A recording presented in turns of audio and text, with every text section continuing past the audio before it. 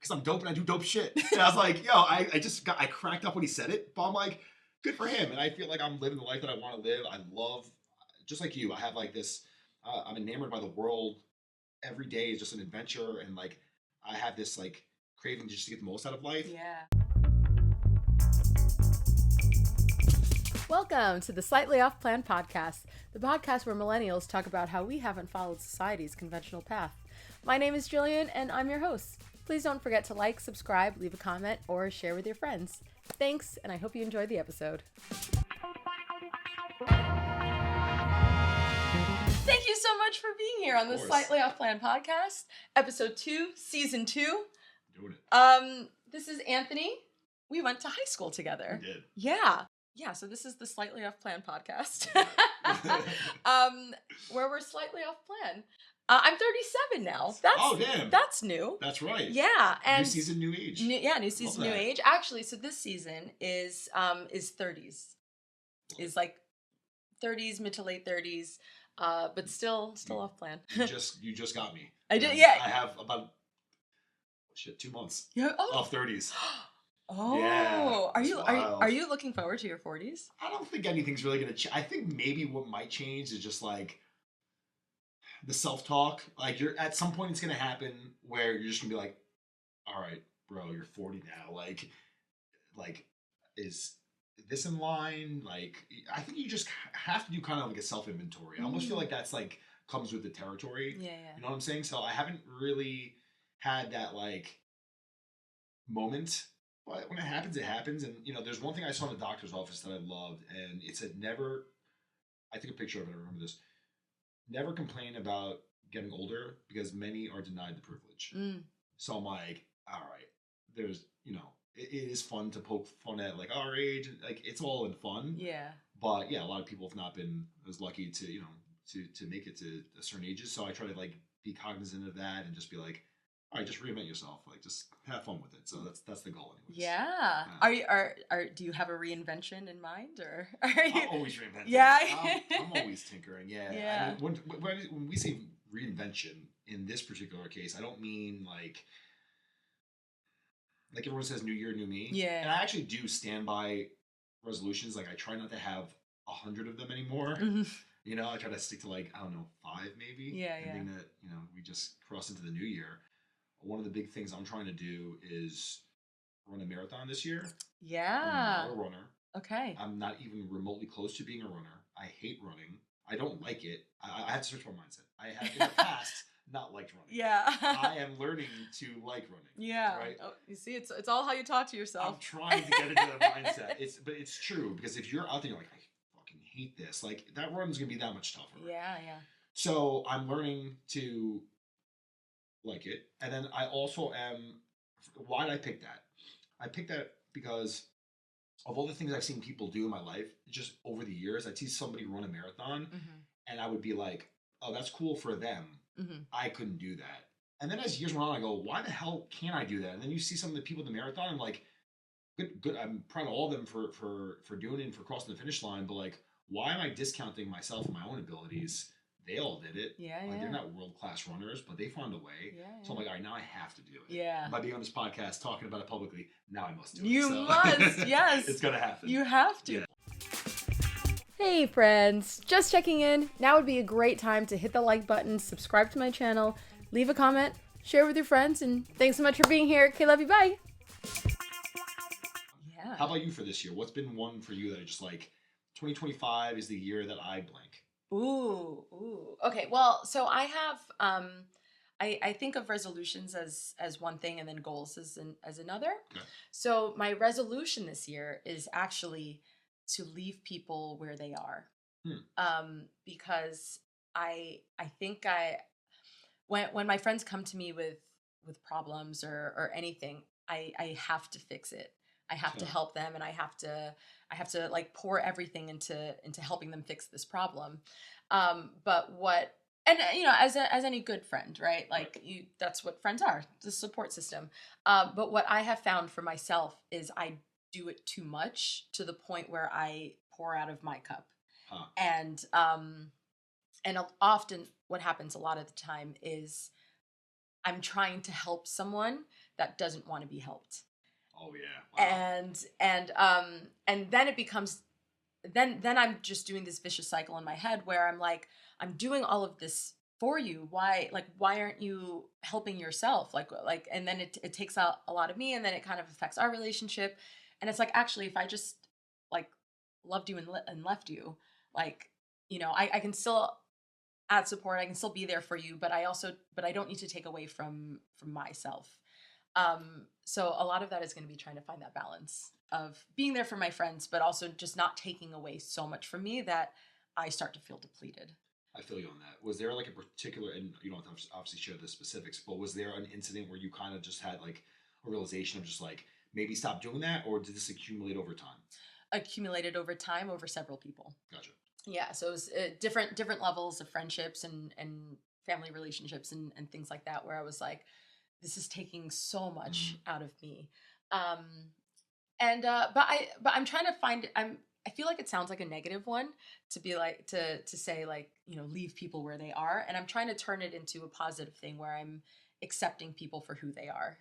Yeah, it's funny how like you could just take the same idea and just like rebrand it or remarket it. Yeah. But I feel you with what you're saying, and I also feel like how that could be potentially sound.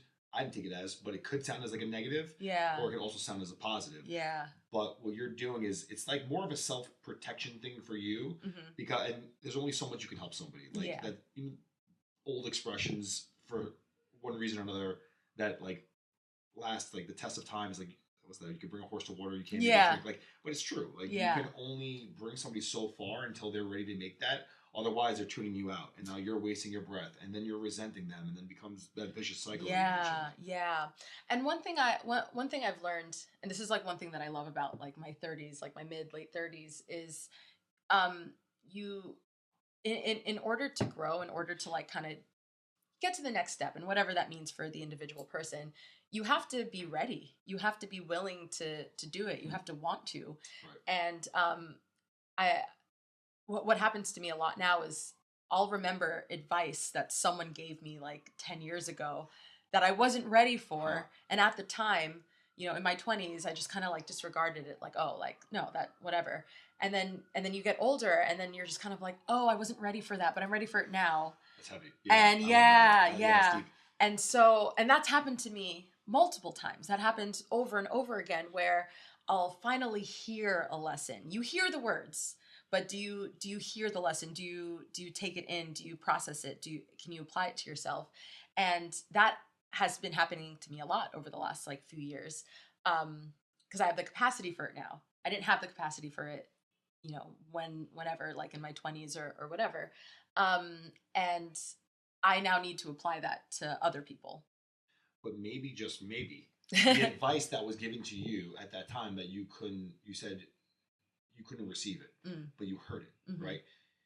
The person that gave you that advice never got the satisfaction, so to speak, of being like, oh, like I spoke to Jillian and she totally heard me with what I was saying and I made an impact. They didn't feel that. They were probably like, oh, it's falling upon deaf ears. Yeah. And then only later on did it actually like register with you, right?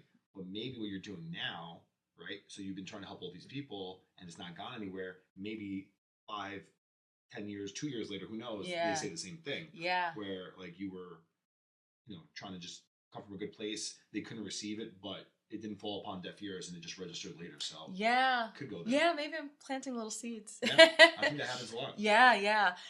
And so I think that kind of ties in with like keeping the balance of like, I'm still going to be there for my friends. I'm still going to be a support system. If any of my friends came to me with a problem, I wouldn't be like, right. I wouldn't be like, fuck you. Like, I'd be like, yeah, no, come to me. I'll let you know what my capacity is. But also I'm now understanding my capacity more. Like I'm understanding my boundaries more, what I can handle more, and being able to filter out yeses and nos more. Hey, Slightly Off Planners. So I just got my hands on the latest red flag glasses that's been going viral on TikTok, and let me tell you, they are a game changer. Real story, I was out with this Hinge guy and he starts yelling at the waiter because he put ice cubes in his drink when he specifically asked for crushed ice. But I'm always trying to see the best in people, so I'm like, maybe he's just tired from work and hates big chunks of ice. I put the glasses on and they lit up red. Who knew yelling at a waiter is a red flag? Anyway, my listeners get 15% off with the code yelling at a waiter is an immediate red flag. If you get a pair, let me know how you like them. They have absolutely changed my dating life. Red flag glasses, because love is blind. But you don't have to be. Back to the show. What kind of things are you looking forward to in your 40s? That's a great question. I think there's probably stuff I thought would have happened in the last 10 years. Okay. Some of them. Yeah. Not all. Because that could be interpreted as I have not liked my 30s, which would be the furthest thing for the truth. I've loved this decade. This has been, I couldn't ask for anything better. But maybe some of the more like traditional things, perhaps I'd say like definitely a family, kids. I'd love to like have several properties. Like I'd love a place on the island, a place in the city, like travel even more, all that fun stuff. But I think just like taking that next step in, I don't want to say adulthood. Sometimes I feel like a big kid. Dude. I really do. Yeah, same though. I'm like, oh, I'm an adult now. I know. Well, I'm dressed like the adult today, so I don't know. I saw blink shirts. Don't get me wrong. No, I think for me, I've always wanted to have a family, always. It's always been my thing. And oddly enough, I was so family oriented even as a little kid. I remember asking my buddy at school, I was in 5th grade. I guess I was a weird 5th grader. I go to him, I'm like, what age do you want to get married and have kids? Like eating like Lunchables. And he's like, huh? I'm like, yeah. I was just always thinking about family. It was just so ingrained in me. But that's lovely. That speaks to how you were raised. Like that speaks to the family that you saw, and yeah, that's beautiful. I think, but weird for a fifth totally grader. Totally weird. Let's call it what it is. But what's funny is he's like, I have no idea. I don't think about that stuff. The ironic part is he was the first person I know to get married. I'm probably the last. So I was like, oh wow, the irony there is like it's something else. But yeah, I think that's, and I don't want to say that there's a void, because I don't feel a void missing, but I also, part of the human experience, I feel like it would be nice when I get there. Yeah. So you do want the things. You want the marriage, you want the kids, you want the all this stuff. Okay. Yeah, I very much do. And aside from that, take my business to the next level. And I don't know, just have my investments work for me. Things like a 40-year-old should like start thinking like. I'm kind of in that mindset, and just because you have to start thinking, all right, next steps. Like we've grinded, we've climbed, all that stuff. And I'm not saying that the climb never stops, but there are some times where you want like to just, reap what you sow. You know what I'm saying? And you want that to happen too. So I guess all that stuff. Yeah. And when you were, because I feel like the conventional order of things is you meet your person in college or maybe early 20s, and you get married by late 20s, and you have kids by late 20s, early 30s, blah blah. When you were in your early 20s, were you kind of like, okay, yeah, it'll happen soon, or did you not have a plan? Were you just kind of like, let's see what happens? Okay, no, I knew exactly what I wanted, and I got a lot of what I wanted. Okay, a lot of it. Okay. I got the job I wanted. I got the jobs plural I wanted. I got the house that I wanted. I got the neighborhood I wanted to be in Astoria. I got the car I wanted. Everything I wanted. I got a business that I wanted to have my own business. Everything I've wanted, it's not by accident. It's because you have to put yourself in a position to get lucky. You know what I mean? Like you have to make your own luck. And there is some natural luck that occurs, certainly, but like you have to put yourself in that position to get lucky. Yeah. And I felt like I've replicated that many times over. The one area that it hasn't transpired yet, it'd be in the relationship end. But then again, I do feel really lucky because in just dating, I did a lot of really awesome women. Like I really have. I loved our time together. And even though there was an expiration date on that, I almost look at it like that chapter. Next chapter. Like it was really like a beautiful, well, most of them, not all.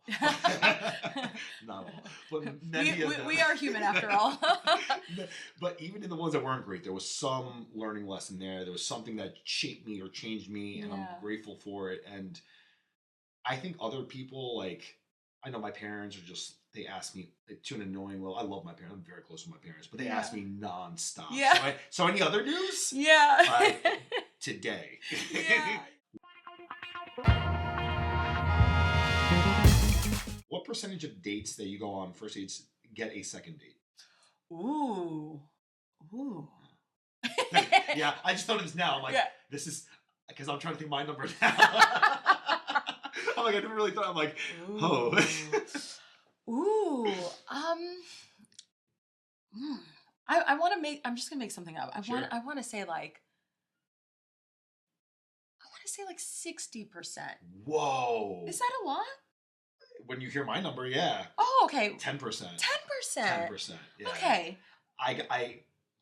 For me, I feel like there is something. Maybe this is part of the problem. I don't know, but this is just the reality of the situation. I put a lot of stock into the first date. Okay. I do, like, it doesn't, granted, sometimes people are a little nervous, you might not be quite yourself, but I do feel like you should feel a certain something, and there should be some sort of spark in that first date that will warrant a second date. That's what I'm looking for. And if I don't feel that on the first date, and there won't be a second date, typically. I mean, there's been times where just like,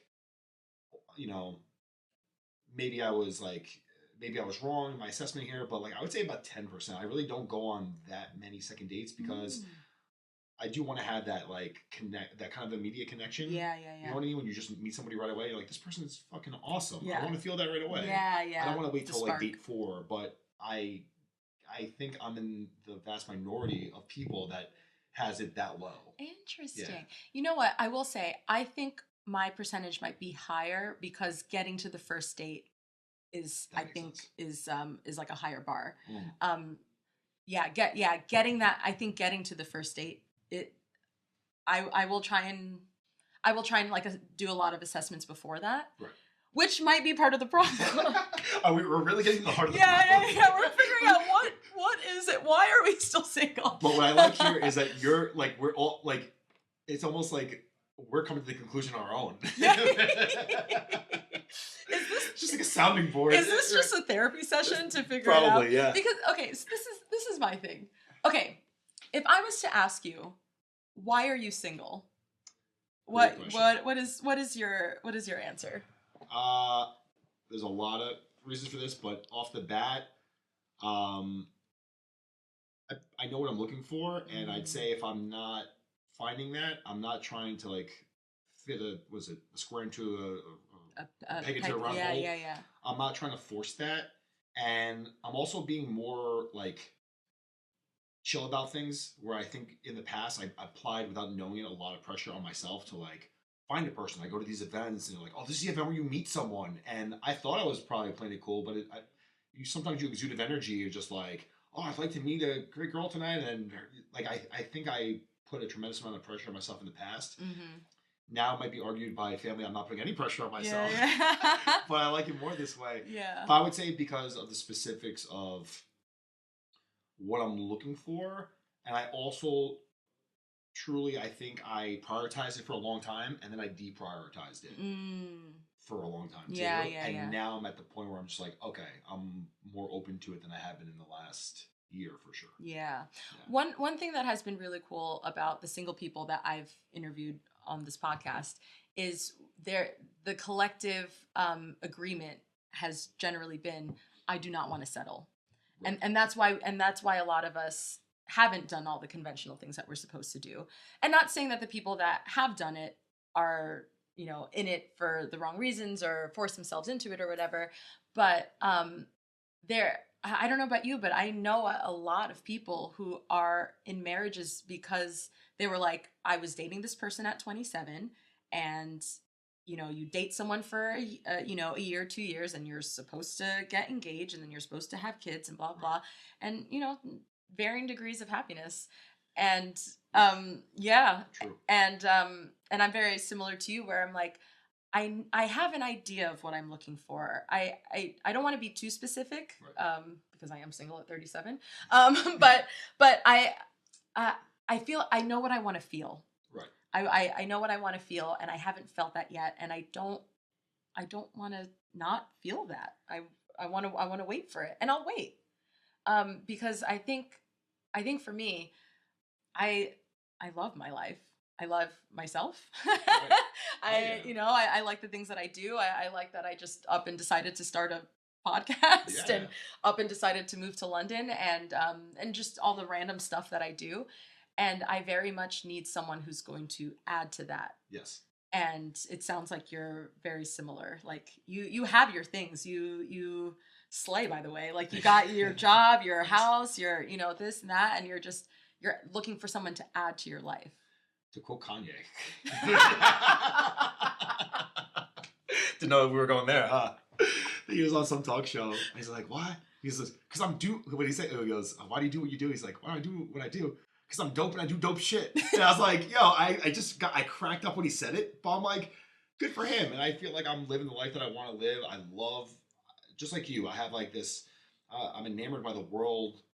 Every day is just an adventure, and like I have this like craving just to get the most out of life. Yeah. And what I need more, I'm not looking for a girlfriend. I'm looking for a partner. You know what I mean? Like yes. a partner that's like down to ride, makes me better. In turn, I want to make her better too. Like it's a partnership. You know what I mean? So like, but how many times you're with somebody and you're like, shit, I'm like a lesser version of me. I don't want that at all. There's no, you're going to resent yourself and that person real soon if that's the case. And you see that right away. And maybe when we were younger in our 20s, we're like, oh, let's let it ride. I think now you just like, you have to have a very honest discussion, and it begins and ends or can continue with having conversations. I think maybe as, you know, self-labeled people pleaser, maybe perhaps, because I know I have, maybe you can relate. I've postponed these conversations a lot of times just to kind of like give the person the benefit of the doubt, but then you're not giving yourself the benefit of the doubt when you wait so long to have these like adult conversations. Yeah. So that's changed a lot recently too. Yeah. Where conversations I would put off in the past just to like see where it went. Mm-hmm.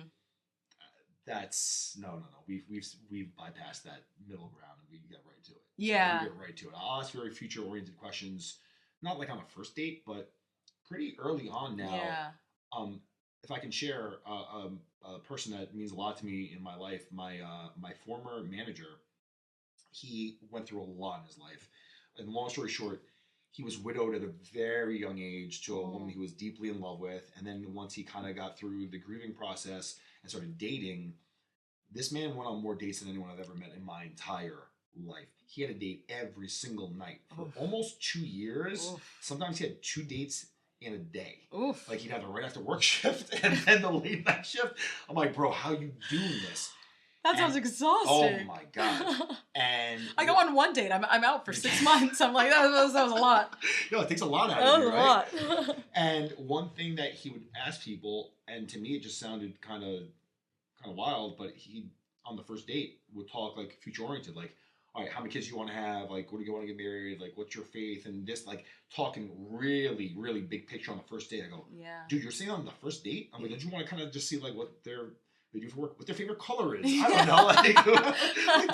Like, do you want to ease into that? He's like, bro, I don't have time to waste. Yeah. Fast forward, he met the most perfect girl for him that gets him, that supports him, that they have a lovely family together. They have 3 boys. They're just a gorgeous family. Just like, and he did that because he knew his outcome. Yeah. You know what I mean? So maybe there's something to that. Yeah, and maybe it's not everyone's style to ask that stuff on date 1. Yeah. Maybe, I don't know. Maybe in the past it was like date 6, date 7. But I think there's nothing wrong in just being like, okay, I know what I want. And now we talk about it, maybe date 2. Yeah. Maybe date 3. I don't know if date 1 is pretty heavy. Yeah, but, you know, the man knew what he wanted and he was laser focused and he found it. So I think there is something into being. We talked about earlier, you said something about like, which I understand, you don't want to be too specific. Yeah. But there is something that you have to have some vision of like where you're going to get there. Yeah, you know? Yeah. I can't tell you how many times I wanted to just be like before meeting someone, just being like, all right, do you want kids? Yeah. Where do you want to live? Yeah. Do you like seafood? Like, wouldn't that save you a lot of time though? Yes. Yeah. So there's an article on the internet about this woman who was a data scientist, and she decided to basically put all of her data into a spreadsheet, and she used that to maximize her dating. And I think the article ended with her finding someone, et cetera, et cetera. And a couple of years ago, I was telling a friend of mine who also similar age, also single at the time. And I was telling her about it, and she's like, "That's psychotic."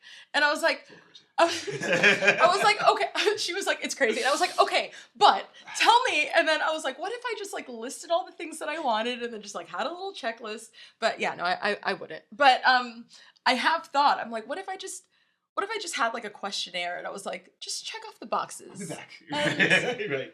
and let's take it from there. I know it's crazy, and I won't, but I think a lot about how convenient it is. Oh my god. There's been times I go to a date truly, and within, it has not happened many times, but it's happened enough times. Within like 5 minutes, I'm like, oh, this is not a thing. This is not gonna. Oh, right away. Wow. Like, Okay. they'll have a little craziness to them or something. I'll be like, no, I've seen it, and I'm just like, I don't. But I also find like everyone entertaining to a degree. Yeah. So I'm just like, all right, well, this is not gonna go anywhere. But shit, let's see what we can dig up in conversation here. And I find it entertaining to some degree. Yeah. But oh, sorry. No. I was gonna say with the data, like, I think what you were saying, like, even though you said it comically and it's funny, but like there is something to that where you kind of just want to know the values of someone. Yeah. But there's also things on that list that are like non-negotiables. Yeah. Like if somebody doesn't love seafood, like, okay, I can live with that. You know what I'm saying? Yeah. But if they don't love, like, I don't know, their family or something like that for me, I can't deal with. Yeah. So there are things that are non-negotiables, and then there's nice to have, like to have, and also kind of some of the fun in dating someone is getting them to open up a little bit. Like, well, I never liked oysters beforehand, and now I do because, or sushi, or whatever the case may be, because now we open up their taste buds, and they wanted to, like, I don't know, confide in me and trust in me just to show me that they could do it, and now they like it. Like that, there's fun in that too. Yeah, there are non-negotiables that cannot, if that's a no, then that's a no for me. Dog. Yeah.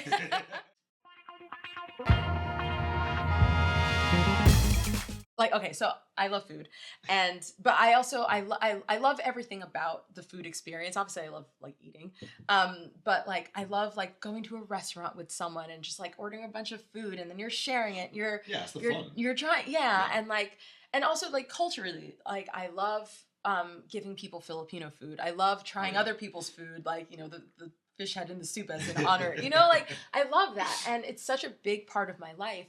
And I dated a guy who was great, but just had a very strict diet for himself. And going out to eat wasn't fun. Like, we'd go out to eat, and I'd be like, "Oh, let's share the appetizer," and he'd be like, "Oh, I don't eat that." And I was like, and that happened so many times, and throughout our relationship, I was like, "Oh, I actually really hate this. Like, I need someone that I can share this with." And it also ties into, I think, probably the best example of love that I have in my life. I know that sounds so cheesy, but it's my parents. They've been married for 30. I'm 37, so 38 years. Okay. And my mom is from the Philippines. My dad is from England, and it's two different cultures. And what's the thing that connects them? Because neither of them speak the same language. Like they both speak English, but my dad speaks English, and my mom speaks American English that she learned in the Philippines. So it's like, I know it's English, but they're actually different languages.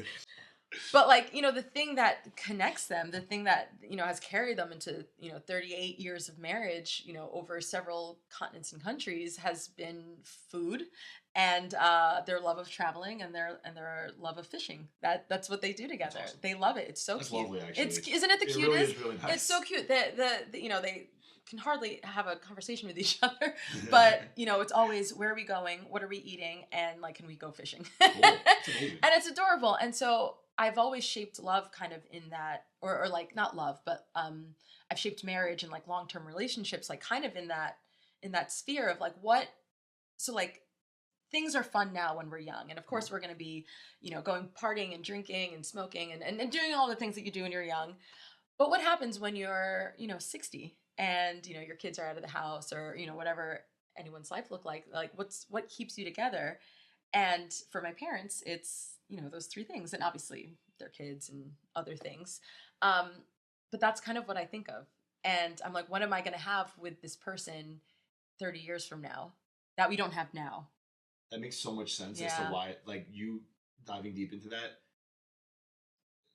just explain why it's so significant for you, because that's to you when you see your parents, it's just like, oh, this is like marriage. This is why people get married, to be able to do things like this. Right? Yeah. Like, this is what's special about their relationship, and you want that replicated to a degree as well. Yeah. So, makes all the sense. Yeah. Yeah, splitting is the best way. Like in Greece, that's more common. Obviously, you can get your own entree, certainly, but like it's called meze, so like basically for the table. And that's how things are typically done in Greece, which I love. Yeah, yeah. And if there's something you're really feeling, then bring that closer to me. Otherwise, like everyone's sharing, it's really nice. And then it's just the entire table is going through the same experience. Yeah. As opposed to everyone having their own entree and like, oh, this fish is good, the steak is good, the chicken is good, whatever you're eating. Great. But when everyone's eating the same thing, it just like kind of bonds you together even more. Yeah. Like you feel more connected to everyone at the table. Yeah. You know what I mean? It's almost like this too. Like if you go on a date with somebody and you order a drink and they say, I'm not drinking, I'll have a soda. There's nothing wrong with that, fine. But also there is something about connecting with somebody when you're kind of embarking on the same experience of like, hey, we're having drinks together. Yeah. And the other person's not. Again, some people don't drink and that's fine. But for me, I want the person to, I kind of want to be on the same wavelength with them in the experience. Yeah. Whether that's eating, drinking, or just about anything. I feel Yeah. like that's where like the connection comes from. No, it's so true. And like yeah, exactly that. And like, and even when it comes to vices, right? Like drinking. Totally. And so I don't think it's a non-negotiable for me, but I prefer smoking over drinking. Mm-hmm. I'll drink, but I prefer just a cute little joint. And I don't need someone that smokes, but would it be more fun? Oh, of course, absolutely. Yeah. And actually I did go on a first date with this guy where, we did the typical thing. We met at a bar and we were both ordering drinks. The thing with weed in England is like, it's not legal there. So I'm not as like, yeah, I smoke weed over there. I try to be a little bit more gentle with it. But on this date, which ended up being just like another just like very like fun date, we both realized that we both would prefer smoking rather than drinking. So we had a round of drinks, and then when we made that realization, we just like went and smoked, and we had a great time, and it was so much fun. And like I said, I don't think it's a non-negotiable for me if someone was just like, I don't smoke, like that's not what I do, because that could also change, Right. But that's like a heavy preference. Was it ever a non-negotiable? Like maybe like 10 years ago? Was that? Did you feel differently about that? No, I'm actually a new smoker. Oh. Yeah, like new. I started when I was 27. Okay. Which like I feel like everyone's had their first joint when they were like 15 or something. Yeah, I mean that is definitely considered a new smoker then. Yeah, for sure. Yeah. So you remember what life was like without it. Yeah. Yeah, exactly. That's what you're saying. Yeah. So definitely not a non-negotiable. Never has been. The drinking thing, again, it's not a non-negotiable, but it is just a very, you know what it is? It's a different lifestyle. Yes. And so if someone just doesn't drink at all, that does change just the way you do things.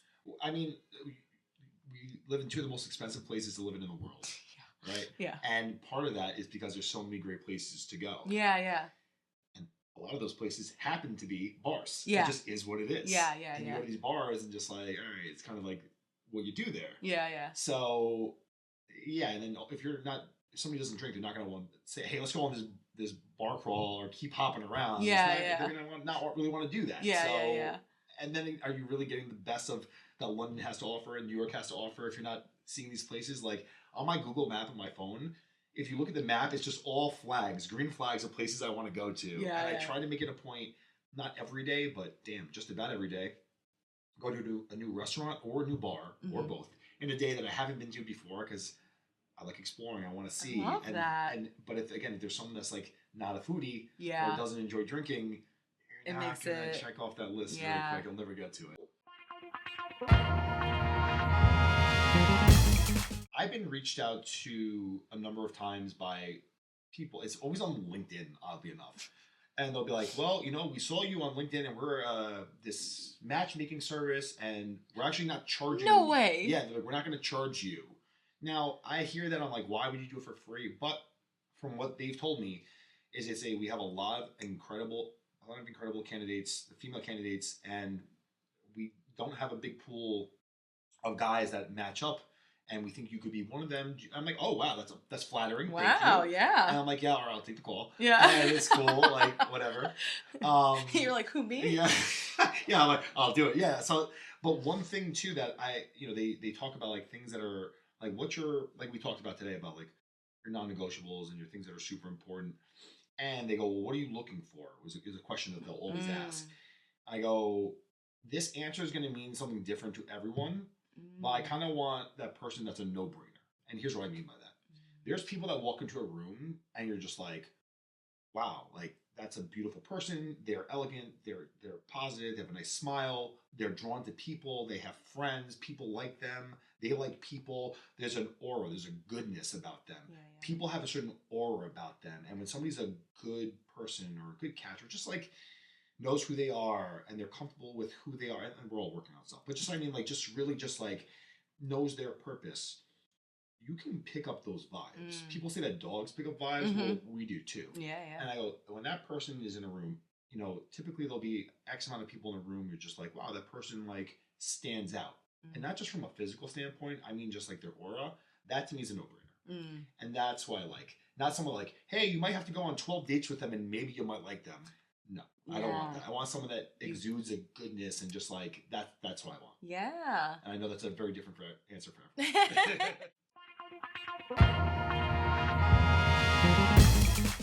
That's why I hate the expression settle down. Yeah. Like, I get what it means, yeah. but I just don't like the settle part. Yeah. Like, I don't know. Like, yeah. There's something almost like, all right, now you gotta do it now. Like, no. How many decisions there's nothing, like, I've also heard people be like, sometimes, and there might be a little truth to this, but they go, sometimes you just gotta pick one. And I feel a certain way about that. Oh, yeah. I get that. Sometimes. Well, people say it to me. They say it to you. Okay. Yeah. So I hear that too. And here's the thing, because we live you're in London, I'm in New York City, and I stand by this because we have all the apps. When you have too many options, you actually have no options. Because now you're just like, you could find the littlest thing that you didn't like, and you'd be like, oh, this person's great, but I really don't. I'm just going to give some random example. I don't like the way they chew, which actually might be a big deal. That might be a big deal. But you'd be like, you know what? Everything was great, but that, I don't like that. If I can only find the person that has all those attributes, but they chew at a normal decibel, and now that I'm thinking about it more, maybe that is a non-negotiable. Yeah. But like, you will be like, you know what? I'm going to keep tinkering until I find the perfect person, which again, perfect doesn't exist, but the person that doesn't have that, but then that person might be lacking in another department. So I just feel like it's sometimes this slippery slope of just like trying to find that person that checks every single box. But again, it kind of comes back to what we spoke about earlier in our conversation. It's more about like the non-negotiables than anything. Yeah. But then we played this game of just like if you want, you can take out your phone right now. You'll have 3 dates tonight. Yeah. It's like that. Like you have 3 dates tonight. Yeah. At what point in time did that ever exist? It didn't. Yeah. So now it's just like dates that go really well. We're like, can it be better? Yeah. I think it's a little dangerous game. It's scary. I mean, that's the thing. That's the thing when it's when you've been dating for as long as we have, and cause sometimes I worry, like, am I too picky? Like people will get in my head, when they're like, just pick one, like he was nice or whatever, and I'm like, am I? Is it me? Am I the problem? Like, am I too picky? Am I too this, that, whatever? And then I think about, I think about being in the relationship in 10, 20 years. And I'm just like, no, I'm not. I'm not too picky. But I doubt it sometimes. Well, I asked that somewhat recently. I asked a friend of mine, I was just like, I guess it's a couple of months back. And I said, whatever, I pointed some things out that I didn't particularly like on the date. It wasn't like the biggest deal in the world, but I still felt compelled to mention it to him. And I go to him, am I just trying to find something? And maybe that's the downside of like, I don't want to say dating too much, but like having dated for so long, where now maybe, just maybe, I'm looking for things. I don't want to say necessarily self-sabotage, but maybe things that maybe wouldn't have driven me crazy years earlier. Now I'm just like hyper focused on it, and I think that's why Seinfeld is such a funny show. Because you were a Seinfeld fan growing up. I was Friends. Oh, Friends. I was Friends. Yeah. Seinfeld's funnier now because it's about 4 friends in their late 30s who were dating in New York City. Oh. And I found it funny at age 11. Yeah. And now I'm like their age. I'm like, kind of get it. I kind of get it how Jerry went on a great date and she did one little thing that he didn't like. He's like, I can't get past this. Like, it's scary relatable. I need to watch it. It's scary relatable. Yeah. Especially as you get into the age that they were on the show. And it just shows like, and it all just comes down to like how ridiculous and how they blow things out of proportion all the time. But I think it works so well because that's just what we do with the dating scene. We'll find something that's not the biggest deal in the world. We'll put it under the microscope and we'll make it bigger than it is. So I think that's something that we all, myself included for sure, has to be like conscious of. Yeah, she pronounced data instead of data. That was, that was the one. That was good. That was good. Yeah. So looking forward, it sounds like you're actually not off plan. Like you're off the conventional plan, but it sounds like you knew what you wanted and you hit a lot, or if not everything, all of the things that you wanted to hit. What would you say your priorities are now? Okay, so my priorities now is, remember how I told you earlier, like 90% of the things, if you want to get a fake number, of the things that I wanted to accomplish, I did. Mm-hmm. Well, and I told you that was by design, a lot of that, and because it's knowing your outcome. Well, even still what I do on a regular basis, and this has nothing to do with like a deep dive into like religion or anything of that sort, but one thing that I picked up that I do 2 things every day that I didn't years ago, and that's I pray every morning and every night. Now, every night is because the manager I mentioned to you, remember earlier I said my manager who found this, he was widowed, and his family's gone through a lot of stuff. He had a son that actually had leukemia. He's okay now, but the one thing he asked me, I'm like, dude, what can I do? And he's like, can you do me one favor? And you got to promise you do it. I go, anything. He's like, can you pray for my son every single night? Aww.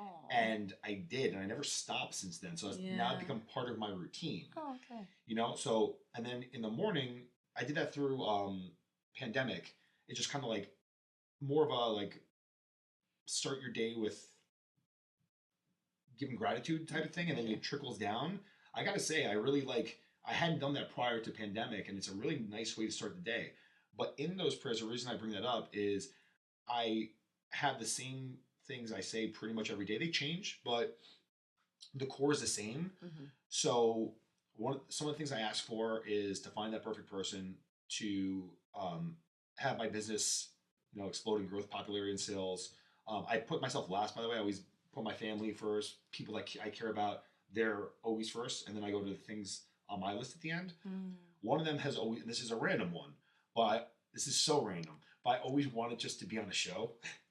And I'm actually, next week, I'm going to be on a business show on Prime called The Blocks. Yeah, so I'm going to be in Oklahoma. Never thought I'd be there. Slay! Yeah. So I never, this is like, I've been saying this for years. I just always thought it'd be cool to be on a business show. Yeah. And I bring that up on the show here because this is before I even knew this show existed. I didn't know of a show I wanted to be on necessarily. I just always wanted to be on a show, a business show, and now I am going to be. So that's amazing. Thank you. And I share that because it's just something I always kind of repeated to myself over and over and over again. And did I find the opportunity or did it find me? I don't know. Okay, so one of the things that I'm now into in my late 30s is like I'm such a basic bitch, but I'm 100% like manifest it. Oh, yeah. And there's a lot to be said about what is manifesting. Are you just saying it over? Are you attracting it? Like whatever. But I do find that saying the manifestations every day, it keeps it in your head, and I feel like it just keeps that energy out there. Yeah. And one of my goals last year was to get a paid acting job outside of improv. And I got one, but it came to me. Huh. And when it came to me, I was just like, oh my God, this is amazing. And I was so thankful, and I was just like, how did this even happen? But actually this ties back to what you were saying before, is like, I created my luck there. You know, I knew someone who met me on another job who liked me, who put my name forward for this thing, and then all of a sudden I have an acting credit. Hell yeah. That's amazing. Yeah, so much fun. It's a cool life resume thing to have, Yeah, it was really cool. I can't act. I found out on that project. I need acting lessons. They actually they needed an improviser, which I do. I do improv. And then when I showed up on set, they gave me an 80-page script. And I was like, that's not the same. Oh, no, acting's like drumming. It looks easier than it actually It's a lot harder than it looks. Oh, man. Yeah. I was like, okay, I got this. Like I'm dramatic. And then I had this one scene where I had to be serious, which I just am not. Okay. And it's like, it's so bad. I'm like, hey, you know, hey, stop it. Like, it's like, I was watching it back and I was like, oh, You're like, she's good. Wow. Yeah. She's a good actress. Oscar, Globe, Golden Globe, everything. But yeah, it's you create the opportunity, you know, and a lot. One of my mantras, which I think again is another thing. So you have resolutions, you have goals, and then you have mantras. Mm-hmm. I think one of my 2025 mantras is be ready. Okay. Is be ready because just be ready. I have a lot of things that I want to accomplish in my goals. And hopefully I get lucky where, you know, those opportunities will arrive for me, but I want to be ready for it. Oh, yeah. Yeah. Yeah, it's like, you want to be prepared for that for certain, and you're never going to be as prepared as you think you can be. It's almost like having an exam, like you're like, I could have been more prepared for this, but, you know, I think that we talked about like going on dates earlier too, like, when you snap into it, like it's more than anything, it's having that response mode to when the opportunity arises to be like, you take 3 seconds, or I think Mel Robbins has the 5-second rule. We'll also go 1, 2, 3, 4, 5, boom. And she knows like it's time to go. Like she gives herself a 5-second, like, basically, time to transition from like not being ready to ready. So I think you be ready. Yes. But also maybe implement that like 5-second thing, or just like, all right, ready, let's go, and then you snap into it, and that can serve you in everything. So you'll be ready for whatever life comes to you, and you're still giving yourself a 5-second buffer to like get there. Yeah. No, I really like that because I do find, so I would describe myself as an introverted extrovert. Where I can be quite like shy and whatever, but I can also be extroverted. I can talk and carry conversation and have fun. And a lot of the times it comes naturally, which is really nice. It does depend on the energy. So like you have such a great energy. Like this has been very like easy where I can just talk and, you know, whatever. But sometimes I have to be like, you're interesting. Just be interesting. Or like I have to be like, you're funny. Just be funny. Which sometimes in the moment is like such a weird thing to say to yourself. But sometimes I do have to kind of turn it on. I like thinking of like how Beyonce has like her Sasha Fierce. Yeah. You know, like Beyonce's like, I'm Beyonce, but then like on stage I'm Sasha Fierce. I don't have a version of that. I feel like I should have one. You should. I need a name. The name is everything. The name is everything. The name is pretty much everything. All right. Okay, this is what I'm gonna think of. I'm gonna have like a stage name. But sometimes I need to turn it on, you know? Sometimes I need to just like remind myself, like, yeah, I don't know, like I'm that bitch, or you know, like whatever it is. But I like that you do that before dates, though. Yeah, I mean, I gotta say, my buddy, he's somebody I'm starting a podcast with as well. He has that unique ability as well. I remember one day we went on a double date. Actually, they were sisters, and he got way too hammered the night before, and he's like usually bounces back. This was a very rare occasion in which he didn't. And I'm like, dude, you look like shit.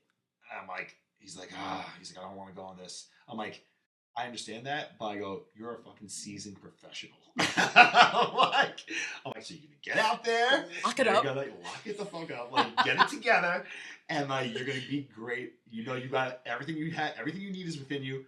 Find it and let's go. I gotta say, they got there, we arrived, and he did one of those like one of those things where he was amazing, like right away. I'm like, dude, you crushed it. Everything He's you like- have is within. Yeah. I need you Like to. a guru. I feel like Yeah. I need you to be my motivational Oh my speaker. God. Just like whenever I'm feeling down, be like, everything you have is within you. I'll be like, that's right. Dating coach. Yeah. Anthony says everything I have is within me. It worked though. It freaking worked. He found it, whatever. It went amazing. And this is somebody that like really was like seeing double minutes prior is wild. But like, That's amazing. I think you just get into like, everyone talks about the Michael Jordan flu game. Like he felt terrible, then the game was on, and he was on. Yeah. So I just think like snapping into it's part of your Be Ready campaign. Yeah, for not yeah. just this year, but for the future. It's just Yeah. like the snap on. Yeah. You know, like snapping right into it. Snap on. Yeah, that's it. But yeah, I want to talk about your business. I want to talk Sure. about Rarecut, Cool. which is it stays up. It does. And this is your Rarecut pocket square. Yeah. Did you always want to be an entrepreneur? Always, yeah. So I would have like lemonade stands. I trade baseball cards. I did all the things. Okay. My first real endeavor was, remember the movie back in the day, Clueless? Yeah. All right. So my friend's mom was very crafty, and she took pens. Let's do this. And she'd take this pen and she would put felt all around it and a giant feather at the end. It was just like out there. And she was talking to my friend, and she goes, "Oh, the same friend that said he didn't know when he got married and got married at 24. That guy." And she goes, "How about you go to school and sell these for $3 each, and for every one you sell, I'll give you $1." And he's like, "I don't want to sell those. No." I'm like, "Why are you saying no?" And she's like, "Anthony, do you want to do it?" I go, "Absolutely." Ooh. So I went to school. Hustle and from the beginning. Yeah, and she goes, "Do whatever deals you want. I trust you." She's like, "You could cut deals with people. You could do 2 for $5. Like whatever you feel like doing is okay with me. I know you're gonna, be honest with me. So just like, divvy it up at the end and let me know what the difference is." And this was a small school, so I went to St. Nick's, which is in Flushing, and I went there for school. And like, I don't know. You went to the Greek one though, right? I originally went to PS41, and then I went to St. Nick's. Okay, because I went to St. Nick's, but I went to No way. I went to the Catholic one. Oh, okay. Yeah. So I didn't see you there. Yeah. I feel like I would have stood on it. I would have remembered you. No, St. Nick's, yeah, that was the Greek one. And the school had no more than, 500 kids tops. And I sold over 500 pens. So, Damn! yeah. Are you an entrepreneur? Yeah, and I was Okay. crushing, and I was like slinging pens, and like kids would be like, "Can I buy something?" I'm like, "After school, meet me here." And I opened my backpack, and I felt like a little drug dealer. Yo, you the one with the pens? Yeah, You the one with the pens? I heard about you. So what happened was, this started to become a giant thing, and then one day I remember I get a call over the loudspeaker. And it's Anthony Rich says, "Can you please come down to the principal's office?" And everyone's like, "Oh, shit." Yo. So I'm like, "What did I do?" All right, so I go downstairs. And I get there. Principal's sitting down. She's like, "Please take a seat." She goes, "Anthony, what's the meaning of this?" And I'm like, "Oh, that?" She's like, "Let me tell you something." She goes, "This is a school, not a business." Mhm. Which, as you learn, as you get older, a school is a business. But I didn't know that at age 10. Yeah. But anyways, she's like, "Let me tell you what's been happening in the last month since you've been selling these." And she opens her drawer and she puts on the table all these things people are making. I remember there was one person had a pencil that had a little spring and an Easter egg coming out of it. She's like, "Now people are making pencils. Now people are making this." There was this giant eraser that that wasn't the best one, but somebody like drew on an eraser, like almost like kind of like your graffiti tag. Yeah. But whatever, it, like these giant erasers. Now people are selling this, that. And she's like, "And we can't have this happening in our school." Which, it's funny looking back. I'm like, that's actually really cool that other people felt like they wanted to get involved. Yeah. But she's like, "We have to stop this effective immediately." And she's like, "So it stops today." I'm like, "All right, I understand." And she's like, "But I'm keeping this one." And she's like, "I just want to let you know." She's like, "Everyone in the school has a pen." She's like, "You did a really good job. You should be proud of yourself." So I was like, really, it felt like a Mr. Feeney moment from Boy Meets World. Yeah. So she gave me respect and props at the end, which I mean, she stole my business from me, but I would really appreciate if she let me continue to sling these pens. Yeah. But it was just kind of like a vote of confidence of just like, hey, like you're on the right track. Yeah. And that little experience to me ended up being like so much more than just like selling pens. I fell in love with like the game. And I was like, this is fun for me. So I always wanted to do something with tangible products. Mm-hmm. And that's really where the spark came from, I would say. Yeah. And how did Because I imagine this spark also didn't include pocket squares. Never in a million years. Yeah. No, never. But it does sound like you had like a business oriented mind, and so were you just looking for your product? Were you like, I'm gonna do this, but I'm just looking for my product? Yes. Okay. And were you looking for a disruptor? I was looking for something that no one else has done and no one else can do. So what I did was I went to this. Wow, this person's getting a lot of repetition on this podcast. My manager, who I talked to several times about, he was getting an award for Manager of the Year, and he had like his suit ready to go, and he knew he was about to get an award. And he's like, Anthony, he's like an older brother to me. He's Anthony. He's like, how do I look? I'm like, you're good, man. He's like, how's my tie? I'm like, I fix it. He's like, how's my hair? I'm like, you've shitting it. Right? He's like, how's my pocket square? I go, disaster. He's like, how do you fix this thing? I go, I don't know. So he takes it out. He's like, can you fix this? I'm like, I really don't know what to do. So I did like this morphing thing. And I put it back in his pocket. And I don't know why we spoke about it, because I guess we had a few minutes and he just needed to fill the time. He's like, why are these things, regarding pocket squares, why are these things so difficult to fold? I go, I don't know. They're such a pain in the ass. He's like, yeah, I don't wear them because I can't fold them. And he goes, Rachel, his wife, bought this for me. It's $100, which I'm like, oh, that's an interesting flex. But I'm like, okay. And he's like, and I can't, he doesn't even show. Yeah. Didn't even think about it afterwards. He goes on stage, gives a speech, tearjerker speech, standing ovation, all that stuff. And what they showed later on was the highlights from that dinner, the gala dinner. And it's him giving the speech, and he's right next to me, and his pocket square was nowhere to be seen. And I'm like, brother, like, your pocket square, I go, your $100 pocket square is essentially worthless because no one can see it. He's like, dude, and he gives to me, he's like, you could take it. I'm not wearing these ever again. Never thought about it again on that trip. Got back home. I'm watching Shark Tank. And love Shark Tank. Yeah, same. And straight up, I was like, when's it going to be my turn? Like, when's my big idea going to happen? This is exactly how it's happened. Yeah. I'm watching it, and I have my laptop open. And I get an email, and the email is all the pictures from the event. So I'm watching Shark Tank, open up my photos, I'm going through them, and lo and behold, it's my manager with his pocket square that's hidden. I'm like, yeah. I'm like, huh, they are such a pain in the ass. Why are they so difficult to fold? And in that moment, it was just like, oh shit. What if someone came up with one that was easy to fold, that held its shape, and it didn't fall down? What if that's my thing? Yeah. I got a little excited. I started writing like furiously on paper, like this idea. I wrote this sketch, which I still have. I should frame it. I was gonna say, keep that. Yeah. It's of this idea that isn't the idea morphed. So originally, I had this thing in my head. I'm like, what if you have a lever, and the lever makes it go up and down? It's like this very complicated device. And I ended up speaking to an attorney the next day, who I still work with to this day. She's the best attorney, and she's like, oh, that lever thing. You can't get a patent out of that, but you could find other ways to do it. So as I kind of started to work through this, I told her about the idea I had. I'm like, what if there's like a metal inside? And she's like, you know, that patent doesn't exist. And she's like, I was talking about it with people in my office.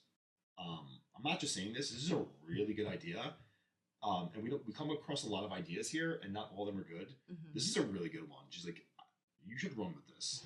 I'm like, really? To hear that from an attorney, that her heart's in a good place, I was like, cool. So I worked with 3 engineers, which is excessive and crazy, but I did. I worked with somebody that worked in the garment district for 40 years and eventually came up with a pocket square that is patented now. I'm an inventor.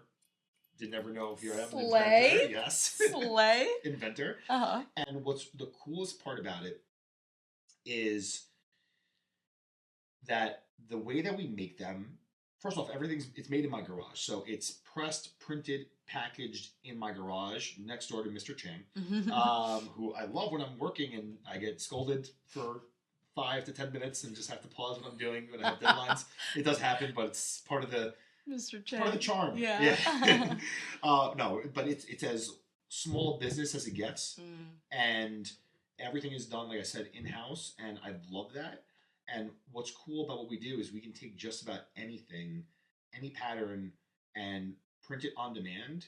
And I don't know of any other company that does that. So we have the ability to take your idea, whether it's your business logo, your company logo, your birthday, your monogram for your wedding, your anything, put it onto a pocket square and press it out just like that. And that's never been done before. So the idea is there.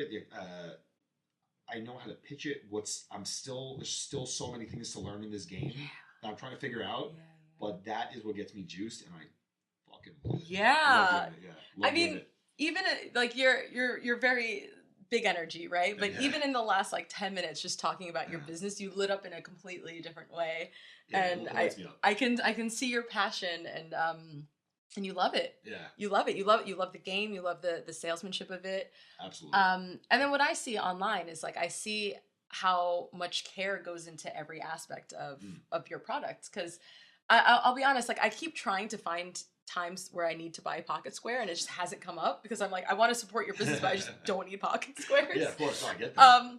But you know, like I've taken a look at your Etsy. He's on Etsy. I'm on Etsy, yes. On Etsy. And yeah, and you see the love and the care that goes into the business. And I think that really just makes all the difference. Yeah. And also it is so specific, but somebody once said this. They said the riches are in the niches, because when you try to be everything to everyone, you're nothing to everyone. And then when you're like super specific, like, okay, I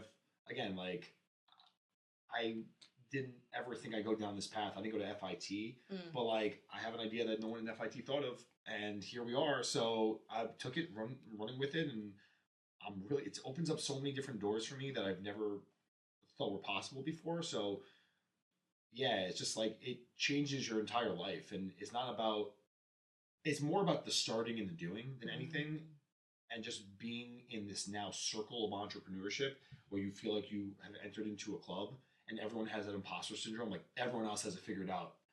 I don't, but they do. That's natural. That's going to happen. And then as you start doing this for longer, like everyone's just making shit up until they figure it out. And it's part of the game. And it's kind of like a lesson learned, and it's part of the education process. So I don't know, like I've grown as a person,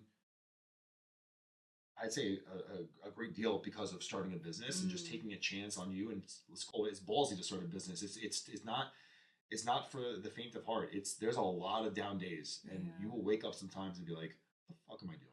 Like, what am I doing? Child. I don't know what I'm doing." Right? Yeah. Right? No, I hear that, and I feel like I feel it in a way that I wouldn't have been able to feel before this podcast, because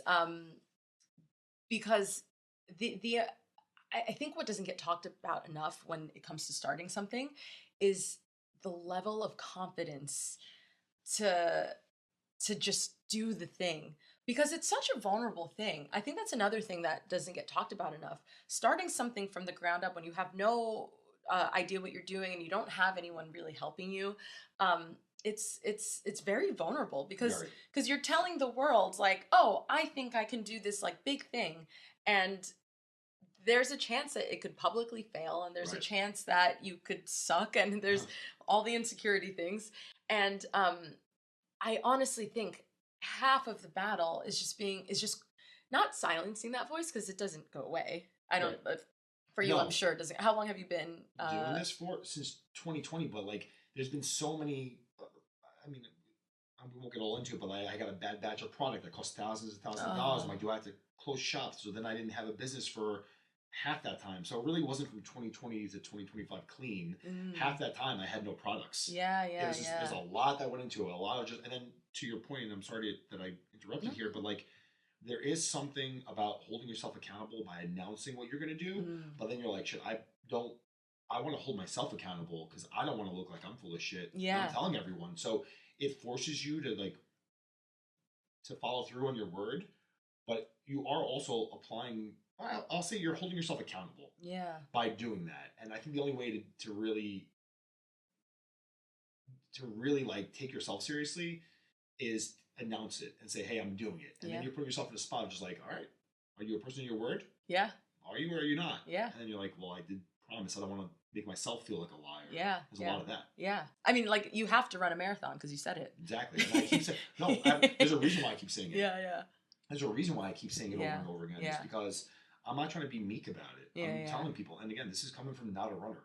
Yeah. But I'm going to do it because I said I'm going to do it. So it's going down. Yeah. But thank you so much. It has been wonderful having you on the podcast. It's been a pleasure, and I just want to say thank you because when I visited with my friend last year, Alex, you met up with us. Was it Blue's Kitchen? I want to say. Yeah. Showed us around, showed us to a good halal place, went to a good place afterwards, and we did a really great catching up. It was such a nice little spice to the trip to have you join us. And when I saw you doing the podcast, I was like, and then you asked me to be on. I'm like, oh, this is an honor, and the conversation was as natural and fun and easy as I thought it would be. Aww. And I think that makes for the best conversation. So keep doing what you're doing, crushing it, and thank you again. Thank you. Oh, that means the world to me. Thank you so much. Thank you so much for watching. I really appreciate the support, and I hope you enjoyed the episode. If you made it this far, please comment the name of your favorite fruit, and maybe one day I'll buy that fruit for you as a thank you. Don't forget to like the video, subscribe to the Slightly Off Plan channel, and share it with someone who you think might like the show. And that would probably be a millennial with no job or access to the housing ladder. It's why we're here. Okay, thanks, bye.